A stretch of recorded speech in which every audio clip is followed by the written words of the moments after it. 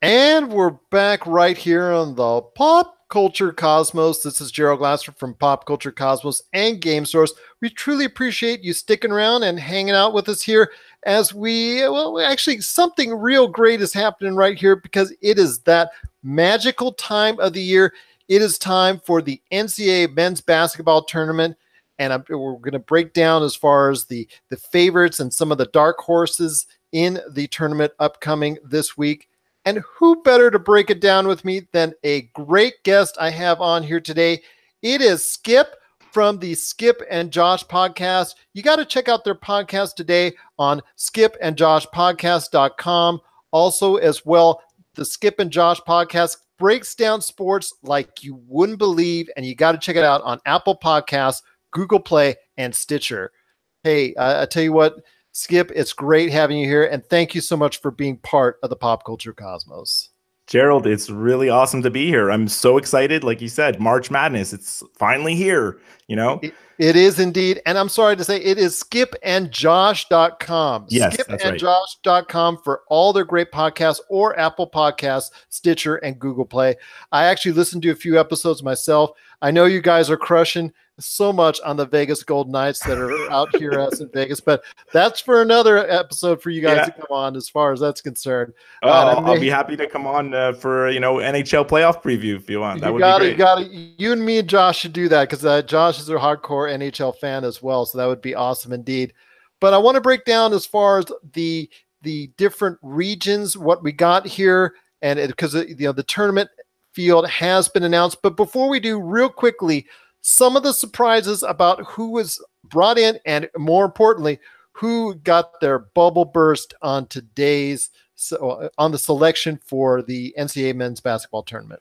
Well, the biggest surprise about who's in is, I know it's weird, but Syracuse actually is in that play-in game. Well, that's because Jim Boeheim, he moans and he groans every single year. They're on the cut line every single year. Then he moans and groans and he gets his way. Either that or he just moans and groans and they're just like out first week in the NIT. Right. I just assume they're not going to be in, and now they've got like their last chance. Look, I'm 100% sure that Arizona State's going to beat them in that playing game, but just getting to that playing game really doesn't that doesn't really help you. You're just setting. I don't know if they have much of a chance to move forward. Yeah, I hear you on that. I don't think any of the teams that are in those playing games really have that great of a chance, but I'm sorry to see teams like USC, Louisville, Oklahoma State, and St. Mary's. I think they were more deserving than the last Final Four in, but hey, you know what? If you make your schedule, you play it, and you got to get those marquee wins. But for each of those teams that got snubbed, there's reasons why that they're not in, and that's a shame to see. But you know what? We've got to talk about the 68 that are in, my friend. And first off, we're going to cover the let's start with the South region. That looks to me like a murderer's row out there. And my gosh, there's some real heavyweights out there. I know you've really been really doing a lot of great research on it. Who sticks out to you within the South region? Well, I mean, anybody who listens to our show knows that me and Josh are huge Duke guys, right? So my biggest knowledge base is everything about the ACC. And I didn't give Virginia any chance all year. All year in the back of my mind, I'm like, they're not for real. They're not for real. They're not for real. And Virginia, you have to give them, I know it's weird to say like, who's a dark horse? The number one seed is a dark horse. Not really, but no one really gave them any credit, especially me. And I think they're the team to beat, to be honest. I really think they're the team to beat. Almost they play great defense. They play such great defense, and their offense complements what they're doing on defense because they kind of hold the ball a lot. They pass the ball around a million times. Like, I know it's impossible to hold the ball with the shot clock on, but they do that. And I just think they're the real deal.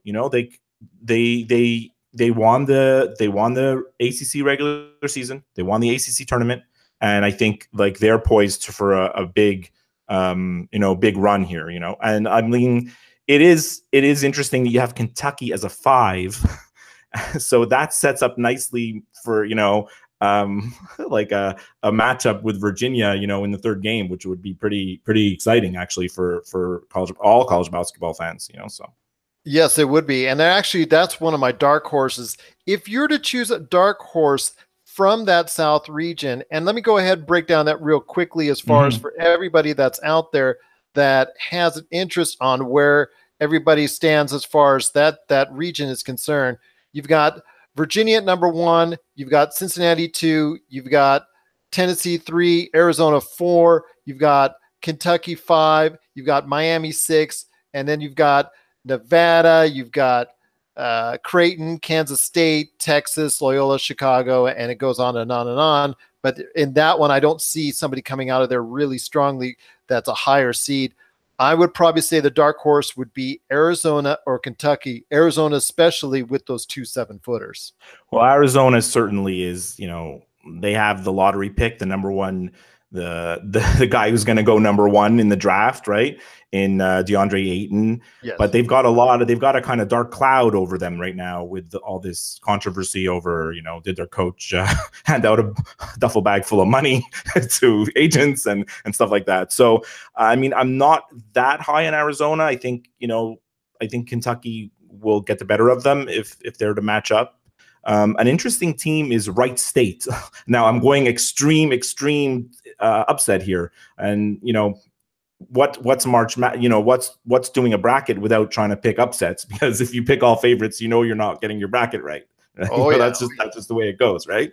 And not that I'm so excited about Wright State. I actually hardly know anything about them. But looking at their stats, like they're a very, very strong defensive team, and I'm just not sold on Tennessee or Miami in that bracket. I think Miami is a team full of athletes, but not necessarily. I think a well-coached opponent can upset them, and the same thing with Tennessee. They're kind of a well-rounded team, but I mean I think they're beatable. You know, so if you're really going to extreme upsets, then number 14 Wright State might be the place to go. I hear you on that. And that, you know, they're look primed to be possibly that bracket buster that could happen. But to me, I think the South region is the strongest region out there, and it is the most stacked. And I think, like you and I are both in agreement that Virginia looks like to be the favorite coming out of there right now. I think so too. Yeah, actually, I do think the most stacked bracket is the Midwest. I don't know when we'll get you. Let me know when you want to get to that. But it's pretty scary. Yes, it is. That one is definitely scary as well. Well, next one we're going to go on is East. We're going to go to the East region. This is going to be, well, it's got several teams there that might have a chance. Obviously, you've got Villanova as the heavy favorite coming out of that bracket. Wichita State could be someone that they had such a great beginning of the season, and they were knocking off teams right and left. So them being in that bracket to me is they're dark horse, but it wouldn't be surprised me if they came out of that bracket as well. Me too. They're such a high flying offensive teams, and they pose the way their style of play always poses matchup problems for opponents because they just fly up and down the court, shooting like crazy, right? It's such a high flying offensive system. So if they get hot, they certainly can win a couple of games for sure, right? If not absolutely. more. In fact, they may even be ready to and primed to surprise a lot of people out there.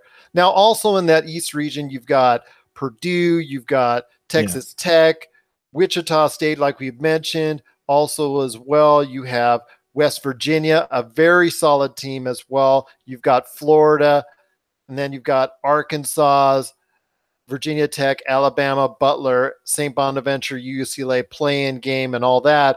But definitely, to me, it looks like Wichita State, Villanova, or even West Virginia may be somebody that could surprise as well. Yeah, I agree with you about West Virginia. They're a tricky team who had a tough they play in a tough schedule, and they deserve their 5 seed if not higher. But again, they're in that top part of the bracket, so they're going to have to play Villanova earlier on than they would have liked, I guess. I mean, to me, Villanova is the team to beat in the whole tournament, actually. So yeah, there you go. Well, a little surprise for the end there. A little surprise for the end when we talk about who's going to win it all. Right. Once again, I have Skip from skipandjosh.com. You got to check out the Skip and Josh podcast today on Apple Podcasts, Stitcher, and Google Play. It's a great show covering the broadband of sports. And if you haven't heard it yet, it's got to be part of your listening broadcast each and every week and each and every episode that comes out. I can tell you, we're going to go to that Midwest again, another murderer's row like you were calling.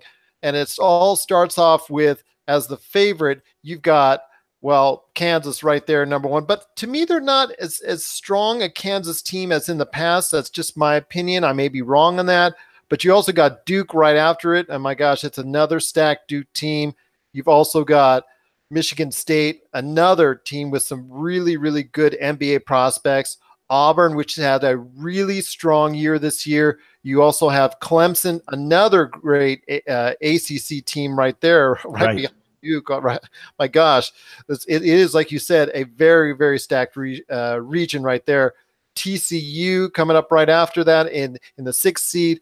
In this game, and this next game, this next couple seeds I really want to talk about. 7 at Rhode Island, which could be, for me, a surprise. And then 10, Oklahoma, which was on cloud 9 way back when with Trae Young. You have Seton Hall, NC State, another ACC team. So definitely, and that doesn't even include Arizona State, Syracuse, and anything like that after it. But that is a big time stacked team. So what are your thoughts on the Midwest region? Well, like I just said, I'm a big Duke guy. And then when I saw the bracket come out just about a half an hour ago, I was like, oh God, Kansas and Michigan State. Oh my God. And Auburn, who's like a bit of a tournament darling now. A lot of that has to do with because TBS has the broadcast rights, and we're never going to hear the end of it if Auburn wins a couple of games from Charles Barkley. Right? ACC teams in it as well. Oh, Clemson is such an underrated team. They're so strong. But you were mentioning that Rhode Island Oklahoma matchup. I think Rhode Island's winning that first game easily. I think, like you said, the Oklahoma got off to a great start. Trae Young was getting all the attention, but he's a one-man show, right? and a one-man show when you're kind of a little guy, that's tough. And Rhode Island's such a strong team. They were in the top 20 or top 25 almost the entire year, right? That's correct. Yeah. So I really like Rhode Island in that game, but not to get past Duke. It's funny because I told my co-host Josh that he knows I'm coming on your show today, and he's like, how are you gonna pick? And you were talking about it, and I said, I think it's been like at least 20 years in a row I've picked Duke to win the national championship on my bracket every year, and it's because I go with my heart instead of looking at facts, even when they're not good Duke teams. And do I think Duke's going to win the national championship this year? No, they're not. I think they're loaded, but team that plays a zone defense like them, I can't see them winning. They're playing a zone defense for the first time ever. I've never seen a Duke team play a zone, and I just can't see them getting past Michigan State and Kansas. I just can't see it, Well, actually, I'm going to surprise you because I do see them getting past both. I think Michigan State has a lot of talent. I think Michigan State will provide the bigger test between Kansas and Michigan State. Mm-hmm. But I think Duke with Marvin Bagley is really, really strong. To me, they're really starting to get hot just right around the right time. Yeah. I think Duke is, to me, the favorite coming out of there. And I think if you're going to talk about a dark horse, it would be, to me, Michigan State or Rhode Island. Yeah, I mean, Duke played Michigan State. I don't know if you remember. It was like way early on in the year. It was in November. Yeah. And Duke won pretty easily. And I was like, wow, look at this team. They're stacked. And then they were like hot and cold. And like you said, they've gotten on a big run lately, Duke. They got hot. They seem to have their act together. They lost to North Carolina in the ACC tournament. Nothing to be ashamed of. That's a big rivalry. Anybody could win those games. So look, I'll be more than happy if your prediction comes true, Gerald. I'll be more than happy, but well, let's see what happens. But picking Duke is not, as you know, has not been even on their off years. They every now and then surprise people and get to Sweet 16, Final 8, Final 4 type deals. And I don't see a team here that's going to upset them like Lehigh did one year, or forget who else, Mercer. I remember. I want to forget those days. Yeah. When they have a strong team, so that makes it even worse. But definitely. I think Duke, and so your pick coming out of there. I think it's going to be Kansas. Okay, I think they're underrated. I go with like the opposite theory. Like sometimes when the Kansas team has so much hype and then they never come through, right? But this Kansas team is, even though they're a number one seed, they're so unheralded. I think they'll squeak their way into the Final Four. Definitely, indeed. And then that's a very solid pick. And then last, we've got the West region, and the West region, not too bad as far as the region's concerned. You've got Xavier at the number one seed, followed by North Carolina. Then you've got also Michigan. Then you've got Gonzaga. You've got Ohio State, Houston, Texas A&M, Missouri, Florida State, Providence, and those are the first top 10 out of there. San Diego State to follow, but San Diego State really didn't have a true San Diego State type year. They really didn't. No. But I think coming out of there for me, I think I'm going to probably go with Xavier. And to me, if there's going to be any surprises, I don't think this year. I think Gonzaga is going to be like a Elite Eight this year. I don't think they're going to be able to get into the Final Four. But I think if there's any type of surprise, it will come out of the Providence Texas A&M game. That's just Providence is really solid. They went all the way to the Big East tournament final and lost in overtime against Villanova. So they went toe to toe with them. But the team that's like, it really pains me to say this, Gerald, really, really does. But North Carolina. Me and Josh talked about like the one and done situation in college basketball right now and what it does to the sport. And the problem is that, you get 19-year-olds playing against 22-year-olds. And while the 19-year-olds may be super talented and they're destined for the NBA, some of them, but sometimes it's literally like a boys against men. And North Carolina is, with Pinson and Barry, and they have these seniors.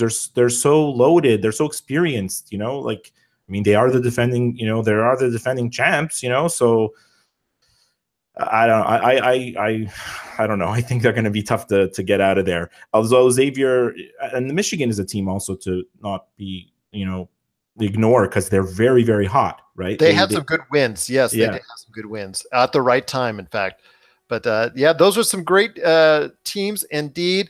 So we got to break down to a Final Four from you. Final Four, and I know you hinted already who you might be seeing all the way, but a Final Four for you, and then also an actual overall NCAA champion. Sure. Now I'm about to tell you my Final Four, and I'm looking at it, and I'm like, well, this is impossible because the number ones you never get so many number ones there, whatever. But I'm still gonna go with my gut feeling. So I have Virginia, North Carolina, and then I have Villanova, Kansas. And I have Virginia, Villanova in the final, and Villanova prevailing. There you go. That's an excellent choice. So you're in Philadelphia. There you go. I'm going to go with Virginia, and also as well, we're going to go with Villanova. And then next I've got, let's go with Duke, and then also go with that Xavier. I'm going to go with that, and seeing how that lays out, I'm going to say Virginia is my national champion. Like I said, when it comes down to it, defense oftentimes prevails in the NCAA tournament, and they have a deep roster and also a very committed team to defense. And I think that's because of their coaching. Tony Bennett has done an outstanding job. He's an outstanding coach. To me, one of the leading choices for coach of the year, because they've been leading up, right? Virginia didn't just become good all of a sudden. The last 5 years they're ramping up, right? And maybe this is their time. So I think so. I think your assessment with the experience is extremely valid when it comes to North Carolina. And I think if anybody can burst out of that bubble of those four teams, it is North Carolina, especially because, like you said, because of the experience that they have. I'm just not sure that they have the outside shooting consistently that I have seen over the course of the year from them in order to go ahead and have it when it counts. So that's why. And plus, to me, always repeat teams getting into that. Like I said, same thing for Gonzaga. Gonzaga still is a very nice team as far as that's concerned, but I see both of them for some reason just getting that slip up along the way, and it's because it's so hard to get back there for college teams to get back to. We're in this one and done era. The repeating is almost impossible. Exactly, right? exactly. But any last thoughts again on this great NCAA tournament, Skip? Because it's just been such a great pleasure having you on. I think, there's been like a little bit of a cloud over college basketball the last couple of weeks. Recruiting scandals and, like I said, bags of money and Sean Miller and different kind of negativity and I think let's just forget about all that and enjoy the college basketball, right? Absolutely. Everybody play hooky from work and school on Thursday and watch the games. I mean, that's what I used to do when I was younger, and and stay up late and wait, watch games you're in the West Coast, so it works in your favor, actually. And you wake up for breakfast. You have basketball for breakfast. So yep. I do, and we do indeed out here in Vegas, and actually the sports books. I have visited them on occasion on those first 2 days of the tournament, and it is wild. It is rocking, and I'll tell you what, it's just a great time for any college basketball fan or any of those colleges that are out there. The support they get from the kids. I love the chants and the continued. It's great. It's great. It makes me feel young again when I watch all that, because it inspires me, and absolutely, I know it inspires a lot of people out there as well. I got into this tournament when I was in my teens. That's when I started watching this in the 80s. Don't want to give away my age, but and it's like a tradition ever since. And it never gets boring. There's always excitement. There's always buzzer beaters. There's always Cinderella stories. Like, no matter what happens, there's going to be drama. So it's going to be sports entertainment at its best. Absolutely. And when I joined the Yahoo and ESPN leagues coming up here in a couple of days, and it's just such a great feeling to be part of it, because you think I've worked very hard. I've carefully calculated all this stuff down, and to see it all shattered and busted by the end of the first weekend, that's a real bummer. But I keep coming back because it's just a great time to a lot of fun and a lot of bragging rights every now and then. Absolutely, that's the way it goes. Exactly, indeed. Once again, it is Skip from the Skip and Josh podcast. You got to check it out today. I'll tell you what, check it out right after you listen to our show. If you want the lowdown on everything going on in the sports world, it starts off with skipandjosh.com, but you can also catch the Skip and Josh podcast on Apple Podcasts, Google Play, and Stitcher. And please give them a 5-star rating, because it is definitely a show that is definitely worth it.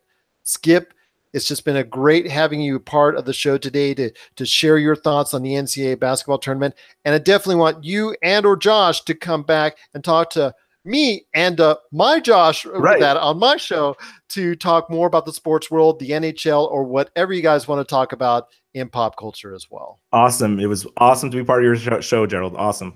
I had a great time. Awesome indeed. It's just a great pleasure having you on, and also just truly remarkable and truly wonderful to have you a part of the pop culture cosmos.